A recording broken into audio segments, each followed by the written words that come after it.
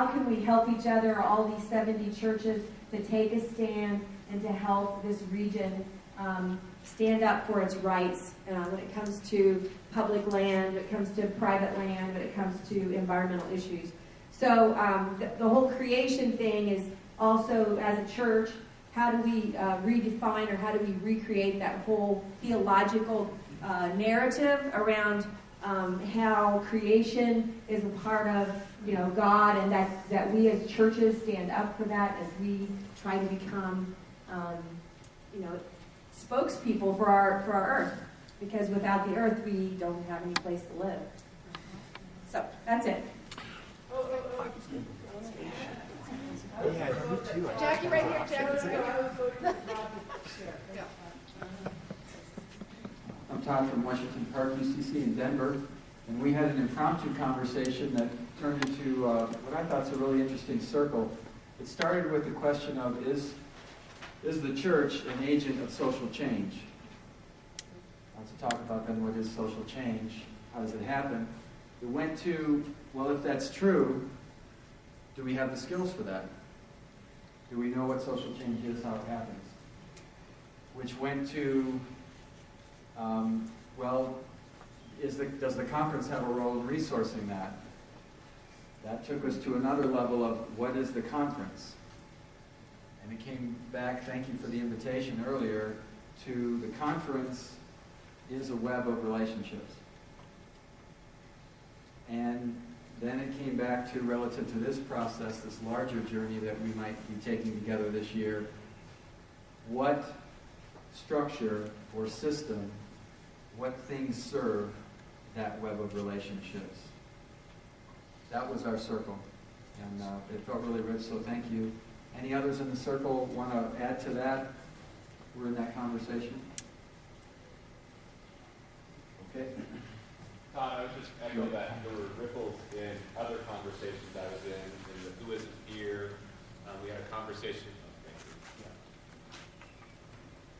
Just real quick, I'll say that I heard ripples in the Who Isn't Here conversation, in the leadership conversation, in the connecting rural churches to the UCC style conversation. So I just want to kind of name and lift up that ripple was present in multiple conversations that I was a part of. What would you say that? What's the that of that? Brenda, why don't you share what the that is for you? No, I'm really asking what you mean by that, because I wasn't in those other conversations. So just the question of how does our conference staffing meet the needs of the rural churches, of addressing the question of who isn't here, of empowering leaders that are both lay and clergy. So the question of how our conference leadership, paid staff, fits into that and can move within that vision.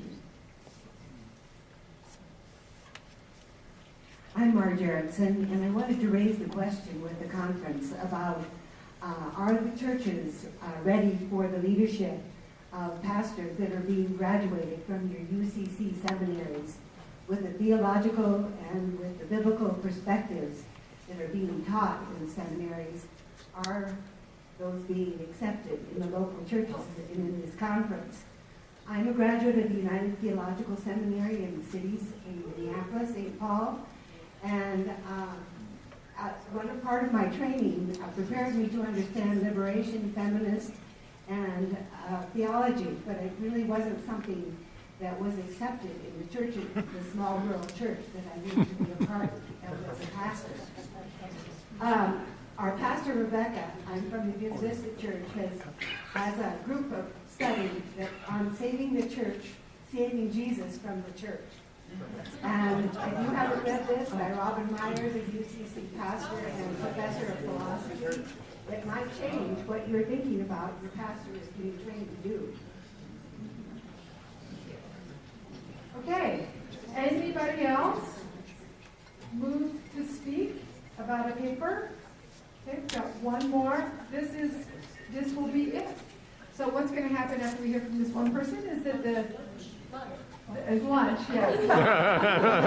Kimberly, can I say something that I asked her just before lunch, after her? Can you what? Just before lunch, can I? Yes. And Tom has some announcements. We have some except for the Really one they quick. were. Okay.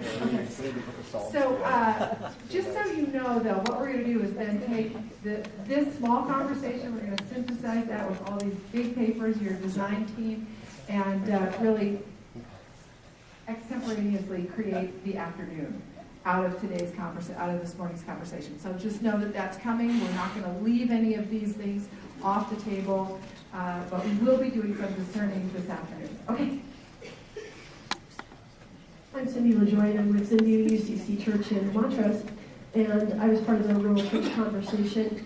One of the things we talked about was the ways in which the conference might be structured differently to serve rural churches in more meaningful ways, looking at perhaps, and somebody mentioned that somewhere years ago there was somebody that was on the western slope that was serving the churches, ways that we could incorporate thinking rural and not just with the metro area, and that there are very specific issues that are unique to the small rural church that are things that are not experienced at all in metro churches. And as it related specifically to that is that even in rural communities where it's small and that web of relationship is very, very narrow and tight, declaring boldly who we are as a progressive church has long-ranging ramifications that people don't think about in terms of you lose customers, you lose relationships, you lose friendships, your children are ostracized. Those are things that we deal with in rural communities that in metro areas isn't quite the same. And so having some sort of servicing and resourcing specifically for the rural churches, of which we have many in our conference, would be a huge help.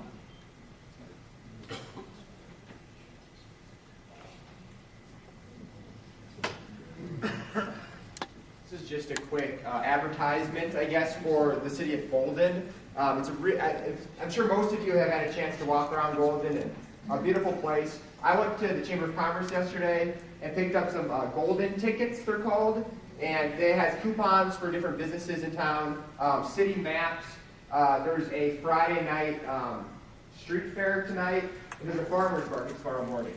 So, as I say that, I also remind you that it's not an excuse to miss any of this conference. So when you have some time off, please go and check out the community that's surrounding us. It's a great place. And I'm sorry, all of that stuff is on a table as we walk to, Jane Ann put out there as we walk to the cafeteria. Tom, are you ready? So you just give it to Tom.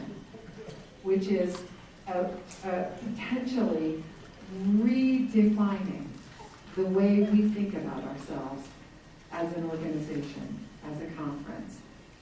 And I want you to understand, too, now I'm going to put on my organizational consulting hat, that this is very difficult work to do in a group, in a big group, with lots and lots and lots of people.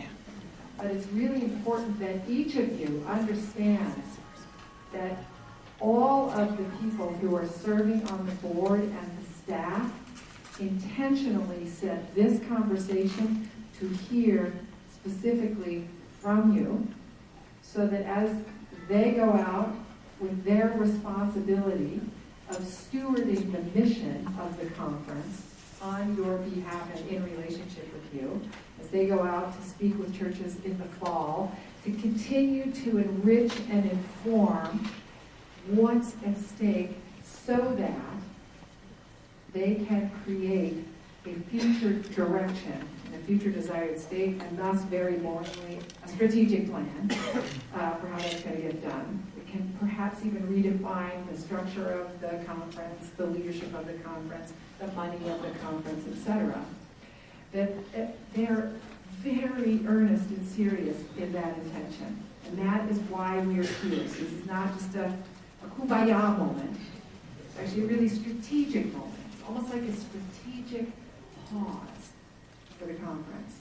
To be with you here today. We recognize that for some of you, this is a super juicy conversation, and for others of you, it might be like an ice pick in the eye. The last thing that you want to do. But I will tell you that this board of directors is so committed to listening that they were really clear that this was the must-be conversation to have at this conference. and that they really wanted to do everything that they could in their power, within the budget, to really invite perspective and invite conversation from as many people as possible, to really help ignite this visioning process. To help facilitate that, they did a lot of work over the course of the fall and the spring to really consider and interpret, translate, refine, and codify those two important concepts. One, which is the mission, and two, those values. And those are the guiding tenets for today. The mission, the values. We used a very prescribed frame of reference for the mission and the values. So just in case you might look around the room, or you might have even looked at those value statements or the mission statement and said, oh, you know, I like this word better, I like that word better, or I'm not sure I understand. I want to invite you to ask a question versus challenging the verbiage, because the idea that we set forth in describing the mission and the values are very specific. So the mission describes only one thing, it answers only one question, and the question is why? Why are we here as a conference? Doesn't answer the question of what we do, doesn't answer the question of what we believe, it doesn't answer the question of how we behave, it doesn't answer the question of where we are going. Where we are going comes out of today and out of future conversations over the course of the next 4 to 6 months. We just want to make sure we're all clear, so we're all on the same page. Mission answers the question why. Values answer the question of what do we believe at their most fundamental, the basic guiding tenets for this conference. And those are those two value statements that we put up earlier. So I wanted to just refresh that in everybody's memory and mind, so that as we go forward in this afternoon's conversation, you remember that that's the context. So you can just kind of relax. You don't have to worry. We've answered the question of why, which is informed not just by their thinking, but all of the collective wisdom of the conference leadership over time. And we've got some sense of what we stand for. So now we can really just lean into the possibility for the future that is informed in part by our conversations this morning. So before we step into that, I'm going to ask each of these board members to tell them a little bit about themselves, tell you a little about themselves, and then we're going to do two different processes this afternoon. Okay? Did I miss anything, Corbin? No?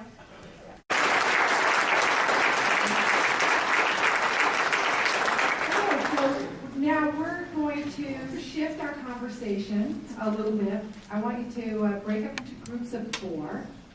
I'm going to ask you to do that swiftly. I'm going to ask you to do it quietly. I'm going to give you some rules of what you're going to say in your groups, not surprising. And once again, I want you to do it, so I said swiftly, quietly, quickly. And, oh yes, I want to encourage you, go talk to somebody who you don't know very well, who you normally don't hang out with, who's not your clique. So just give you a chance to reach across a line. You might sense a little thread of theme around the relationship here. So let me just show you what I want you to do in your small groups. Very quick. All right, you're just going to share a moment of time. This is just a quickie energizer after lunch, right? So just going to share a moment of time when you had a personal experience of transformation. What's the story? 2 minutes per person. And the person with the shortest hair goes first, just to help you organize. All right? So, quick like bunnies, get in your groups of 4, go find people you don't know, ring the bell, and then you're going to go. Okay, so, each of you, again, has a different perspective, a unique point of view. You have some ideas of what the future could potentially hold. We're going to move into really thinking about what does the future demand from us and how will we do it. And here's how we'd like to have you shape your conversation. in your group, and we'd like you to organize into groups of 10. You can sit here, you can sit at tables, you can grab flip charts if you want, but don't feel hemmed in. We don't have to capture every single word. What's more important is listening to each other and generating your conversation. So imagine it's 5 years from now, and our web of relationship is so strong, effective, and powerful that we are an unstoppable voice for progressive Christian faith. What did we do? And remember that we mean this in the context of the Rocky Mountain region, and that what helps us think about this is this idea that we have of our guiding tenets of relationship, covenantal relationships, and transformation. So again, in your group, imagine it's 5 years from now, and our web of relationship is so strong, effective, and powerful that we are an unstoppable voice for the progressive Christian faith. What did we do? So go to it. You have a half an hour, groups of 10. You can self-organize with whoever you want, and I'll see you back here in about a half an hour.